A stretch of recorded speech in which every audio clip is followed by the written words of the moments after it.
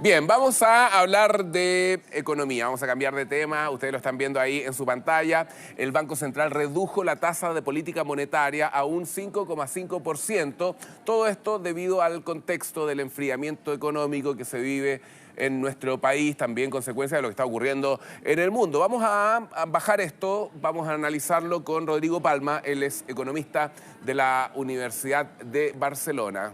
¿Cómo estás, Rodrigo? Buenas tardes. ¿Qué tal? Buenas tardes, ¿cómo estás? Bueno, no son muy buenas noticias, ¿no? Se conoció el último informe de política monetaria, se reduce la estimación de crecimiento, sube la inflación. Partamos con el crecimiento. ¿Debido a qué? Bueno, hay distintos elementos.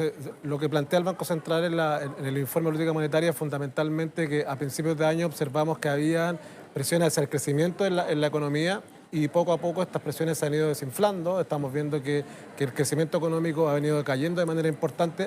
Hay distintos elementos, ¿no? En algún momento fueron las lluvias, en algún momento han sido los feriados. Entonces, la verdad es que estamos en proceso de acomodo. Ahora, que se reduzca hoy día se genera un rango fundamentalmente de crecimiento y eso es que debiese estar entre un 2,5 y un 3%.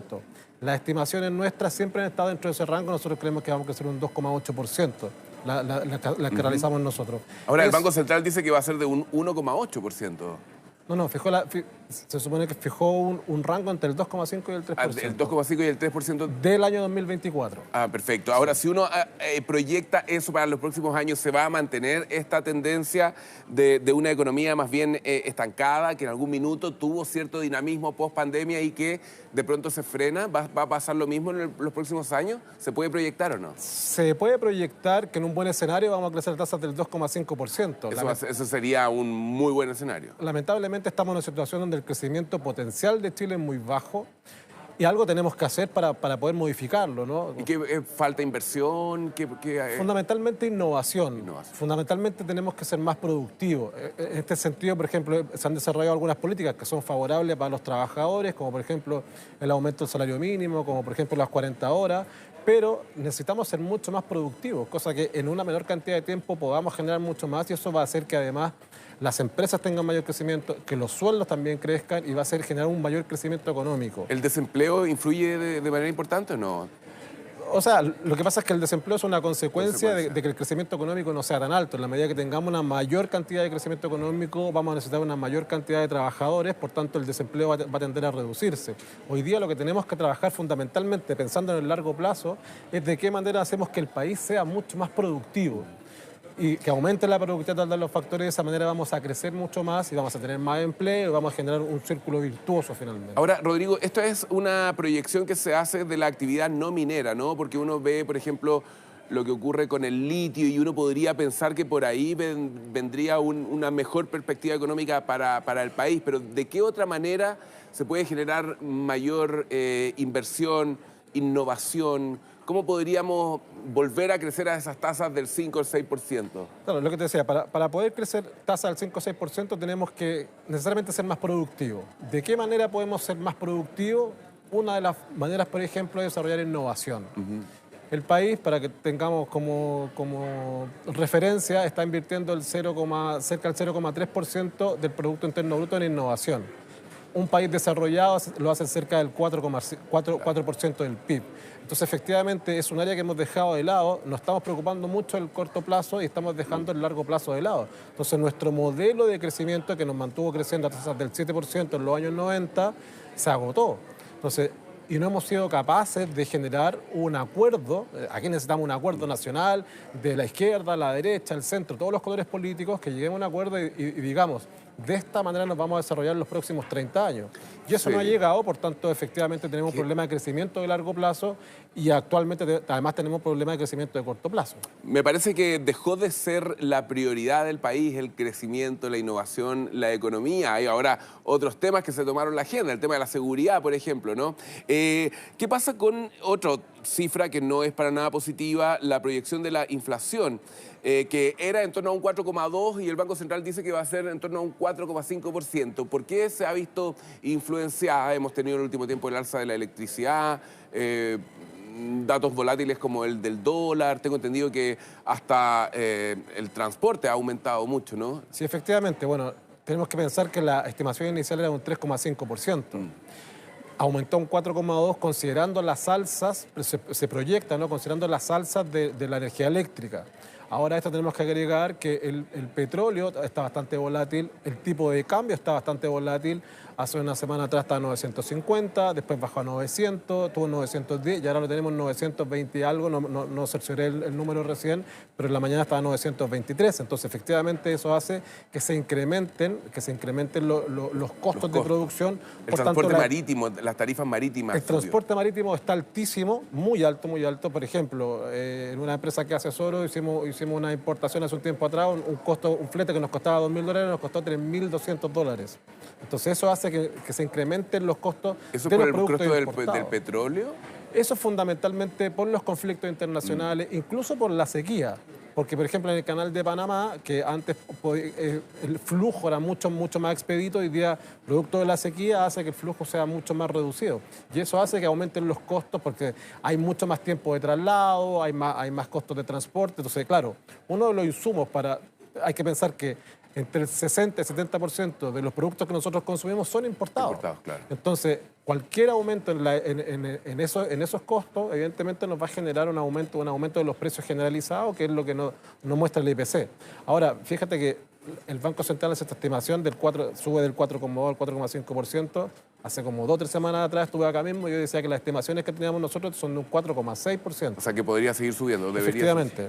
Según las estimaciones que tenemos nosotros es que debería estar entre un 4,6 y un 4,7% a final de año. Ahora, tocaste un punto que a mi juicio es muy relevante de cómo dependemos de lo que pasa en otros países, en otras latitudes, ¿no? El escenario externo, la guerra, lo que pasa geopolíticamente en otros lugares del mundo repercute en el consumo interno también, ¿no? Lo que pasa en Estados Unidos particularmente. ¿Qué tanto dependemos del contexto exterior? Absolutamente, tenemos una altísima dependencia. Por ejemplo, hoy día una de las cosas que estamos esperando es que haya un despegue en la economía china, porque si despega la economía china quiere decir que van a necesitar más cobre. Entonces vamos a empezar a vender más cobre, pero pensemos que el cobre hace 2 meses atrás... El precio del cobre también ha mostrado una baja, ¿no? Volatilidad. En mayo llegó a los $5 la libra y ahora está en torno al 4. Sí. Evidentemente que a nosotros nos conviene que esté el precio cada vez más alto. O sea, dependemos de China en este caso. También dependemos de Estados Unidos. Afortunadamente, las últimas noticias que tuvimos de Estados Unidos eran buenas para nosotros en el sentido que las presiones de inflación en Estados Unidos disminuyeron. Esto hace que Estados Unidos tienda a bajar la tasa de interés, por tanto, permita una mayor holgura para el Banco Central también desarrollar una baja y así no afecta tanto el precio del dólar. Entonces, la verdad es que la economía nacional depende mucho de los vaivenes internacionales. Tenemos que estar permanentemente mirando lo que pasa afuera. ¿Las elecciones en Estados Unidos tienen alguna injerencia importante o no tanto? Sí, nos va a marcar fundamentalmente cuál va a ser el ciclo económico, cuáles van a ser las políticas económicas de Estados Unidos. Entonces, claro, no es lo mismo que esté Donald Trump, Donald Trump es un presidente que se va a abocar fundamentalmente a la generación de negocios y va un poco a liberalizar la economía. Entonces se espera que haya un mayor crecimiento económico que si lo hiciera Kamala Harris, que tampoco es que vaya a ser muy conservadora, pero sí va a tener efectivamente algunos efectos de algunos puntos y hay que ver cómo reacciona el mercado ante eso, ¿no? Esta decisión del Banco Central de reducir la tasa a un 5,5%, ¿qué significa? ¿Que está prestando dinero a un menor costo? ¿Esto hace que pedir un crédito, un préstamo sea más fácil? ¿Sirve para dinamizar un poco más la economía interna? Claro, efectivamente. Lo que nosotros estábamos esperando es que la tasa de interés, bueno, recordemos que estuvo a un 13%, ha ido bajando sostenidamente y es más, el Banco Central en el informe político monetaria proyecta que va a reducir la velocidad de reducción, va a ser más rápida. ¿Por qué? Porque estamos en una tasa de interés que es efectivamente, se habla de una política monetaria restrictiva, que lo que hace es básicamente restringir el dinero. Lo que estaba buscando el Banco Central es que cada vez más difícil pedir crédito. Exactamente, que la gente no tuviera dinero para comprar porque estábamos comprando mucho y esto nos estaba generando inflación. Entonces ahora que ya la inflación, también recordemos que la inflación llegó a estar en un 13,4%. ¿Eso fue producto de los retiros en gran parte? Una parte por los retiros y otra parte un shock de oferta. Recordemos que veníamos de la pandemia, que no habían ciclos productivos, todo eso. O sea, hay una combinación de efectos, ¿no? Entonces en este caso, ¿qué es lo que hace el Banco Central? Disminuye la tasa de interés y de esta manera efectivamente hace que los consumidores podamos conseguirnos dinero, pero además que los productores también, que las empresas puedan conseguirse dinero, puedan aumentar la inversión, por tanto podemos echar a andar más rápido esta economía que, tal como conversábamos recién, se está enlenteciendo cada vez más y necesitamos que crezca. Sí, hay que dinamizarla. ¿Qué consejo tú le darías a alguien que está planeando hacer algún tipo de inversión? ¿Es momento de esperar? ¿Es momento de arriesgarse? ¿Cuál sería tu recomendación? La recomendación es que analice bien cuál va a ser el entorno económico y que efectivamente las condiciones para endeudarse, si necesita capital, van a estar mejorando. Hoy día son mucho mejores que hace un par de meses atrás y esperamos, según lo que informa hoy día el Banco Central, que de aquí a final de año las tasas de interés sigan bajando en torno a un 4,5% o un 5%. Por tanto, efectivamente, ese 0,5 o 1% de interés puede marcar una diferencia importante para los proyectos empresariales. Por tanto, sí, esas son buenas noticias. Dentro de todas las malas noticias, sí, hay algunas noticias que son interesantes y que nos permiten proyectar de buena manera aquí al final de año y fundamentalmente el primer semestre del 2025. Bueno, entonces si uno tuviera que proyectar tal vez el crecimiento del 2025, el 2026, podríamos resumirlo como que se va a mantener la tendencia de ir creciendo, pero poquito. Pero poco. Eso es. O sea, lo que esperamos, de no pasar nada extraño. Vemos que en los últimos 4 o 5 años siempre ha pasado algo extraño. Claro. Pandemia, sí, guerra, estallido social, han venido pasando una serie de cosas. De no pasar nada extraño, lo que debiésemos esperar para los próximos años es básicamente que tuviésemos crecimiento económico, pero a tasas muy bajas, cercanas siempre al 2%.